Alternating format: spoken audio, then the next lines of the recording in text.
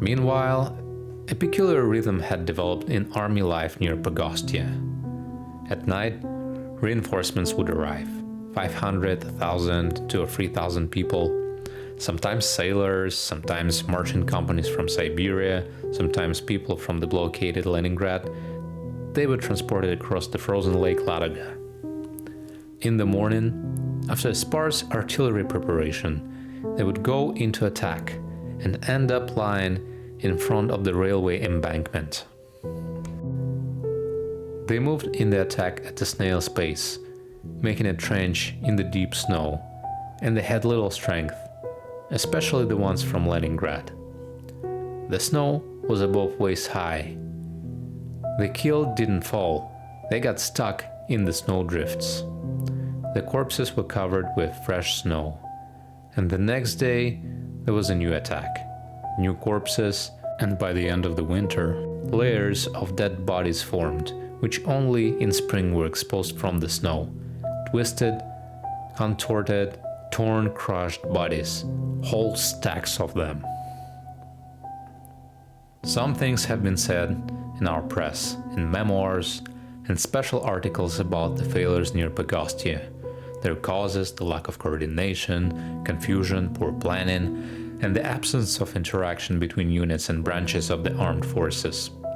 The battles at Pogostye were to some extent typical for the entire Russian-German front in 1942. Everywhere, something similar was happening. Everywhere, in the north, in the south, near Rzew and near Stare Russe.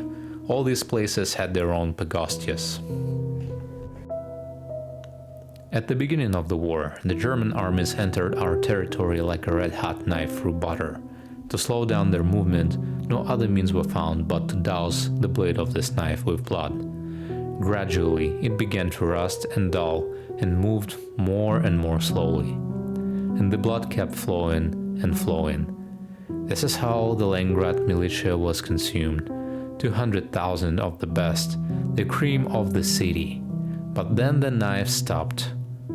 However, it was still strong, and it was almost impossible to push it back. And throughout 1942, blood flowed and flowed, still slowly eroding this terrible blade. This is how our future victory was forged. The regular army perished at the border. The new formations had barely enough weapons and even fewer ammunition. Experienced commanders were few and far between. Untrained recruits went into battle.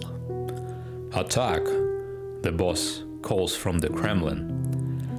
"Attack!" the general telephones from the War Office. "Attack!" the colonel orders from a sturdy dugout.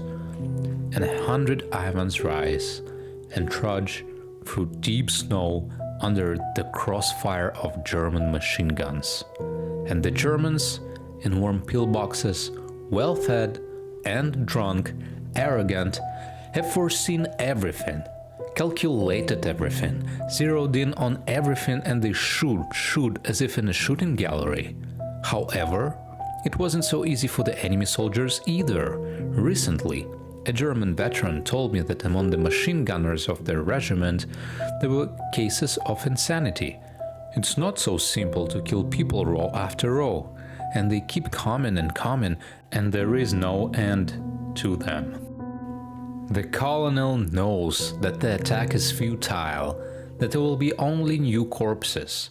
In some divisions, only headquarters and 3 or 4 dozen people remain. There were cases when a division starting a battle had 6,000-7,000 rifles, and at the end of the operation its losses amounted to 10,000-12,000 due to constant reinforcements. And it was always a shortage of people. The operational map of Pogostye is dotted with unit numbers, but there are no soldiers in them. But the colonel follows orders and drives people to attack. If his soul aches and he has conscience, he himself participates in the battle and perishes. A kind of natural selection takes place. The weak-nerved and sensitive do not survive. cruel, strong personalities remain, capable of fighting in the existing conditions. They know only one way of war: to press with the mass of bodies. Someone will kill a German, and slowly but surely the regular German divisions are melting away. It's good if the colonel tries to think through and prepare the attack, check if everything possible has been done. But often he is simply incompetent, lazy, and drunk. Often he doesn't want to leave the warm shelter and crawl under bullets. Often the artillery officer hasn't identified the target sufficiently, and to avoid risk fires from afar at areas good if not at his own, although this happened frequently. It happens that the supply officer has gone on a drinking spree and is having fun with women in the nearest village, and shells and food haven't been delivered. Or a major has lost his way and led his battalion by compass to completely wrong place. Confusion, disorder, unfinished business, failure to fulfill duty, so characteristic of us in peaceful life, are manifested more vividly in war than anywhere else, and there is only one payment for everything: blood. The Ivans go into attack and perish, and the one sitting in shelter keeps driving and driving them. The psychology of a person going on an assault and the one observing the attack is surprisingly different. When you don't have to die yourself, everything seems simple. Forward and forward. I read somewhere that British intelligence prepares its agents for decades. They are educated in the best colleges, turned into athletes, intellectuals, capable experts in their field. Then such agents carry out global affairs. In Asian countries, a task is given to 1,000 or 10,000 hastily trained people, counting on the fact that even if almost all fail and are destroyed, at least one will complete their mission. There is no time, no resources for training, no experienced teachers here. Everything is done in a hurry. Earlier, they didn't have time, didn't think, or even did a lot, but not in the right way. Everything happened spontaneously, by intuition, by mass, by numbers. This is the second method we used to fight. In 1942 there was no alternative. The wise boss in the Kremlin understood everything perfectly, knew, and suppressing everyone with an iron will, commanded one thing: attack! And we attacked, and the mountains of corpses at Pogostye's Nevsky bridgeheads, nameless heights, grew. This is how the future victory was prepared. If the Germans had filled our headquarters with spies and our troops with saboteurs, if there had been mass betrayal and the enemies had developed a detailed plan to dismantle our army, they would not have achieved the effect that was the result of the idiocy, stupidity, irresponsibility of the leadership and the helpless submission of the soldiers. I saw this in Pogostye, and as it turned out, it was everywhere. In war, the vileness of the Bolshevik system was particularly evident. Just as in peacetime, arrests and executions were carried out on the most hardworking, honest, intelligent, active and reasonable people. The same thing happened at the front, but in even more open, disgusting form. I'll give an example. An order comes from the higher spheres. Take the hill. The regiment storms it week after week, losing many people a day. Reinforcements come continuously. There is no shortage of people. But among them are swollen dystrophics from Leningrad, who have just been prescribed bed rest and enhanced nutrition for 3 weeks by doctors. Among them are infants born in 1926, that is, 14-year-olds, not subject to army conscription. Forward, and that's it.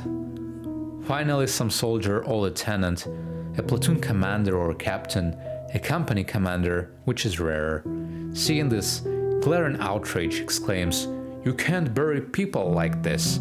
That's a concrete pillbox on that hill, and we only have a 76mm pea shooter.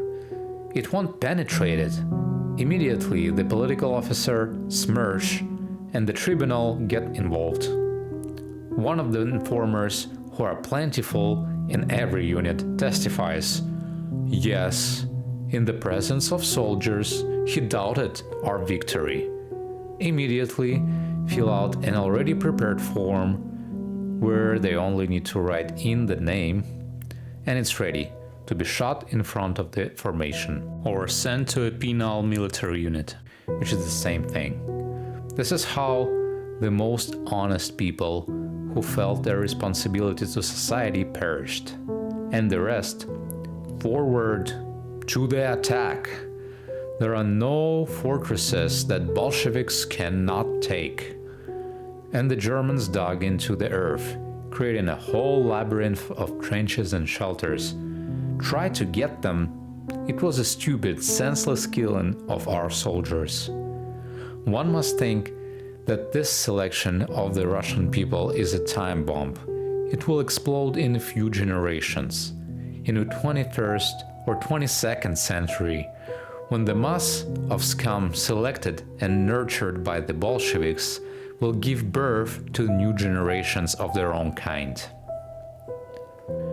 It's easy to write this when years have passed, when the craters in Pogostye have healed over, when almost everyone has forgotten the small station, and the anguish and despair that had to be endured then have already dulled. It's impossible to imagine this despair, and only those who have experienced the necessity to simply stand up and go to die will understand it. Not someone else, but you, specifically, and not some time, but now. This minute, you must go into the fire, where at best you will be lightly wounded, and at worst, either your jaw will be torn off, or your stomach will be ripped open, or your eyes will be knocked out, or your skull will be blown off. You specifically, even though you so want to live. You had so many hopes. You who haven't even lived yet, haven't seen anything yet. You who have everything ahead of you when you're only 17. You must be ready to die, not only now, but constantly. Today you were lucky. Death passed you by. But tomorrow you have to attack again. Again, you have to die. And not heroically, but without pomp, without an orchestra and speeches. In dirt. And no one will notice your death. You'll lie in a large stack of corpses by the railroad and rot, forgotten by everyone, in the sticky sludge of Pogostye swamps.